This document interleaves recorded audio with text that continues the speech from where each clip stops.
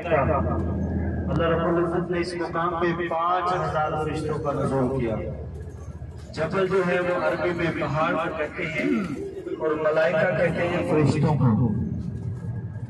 जबल मलाइका फरिश्तों वाली पहाड़ी जिसमें यार 2 मिनट उतार दो यार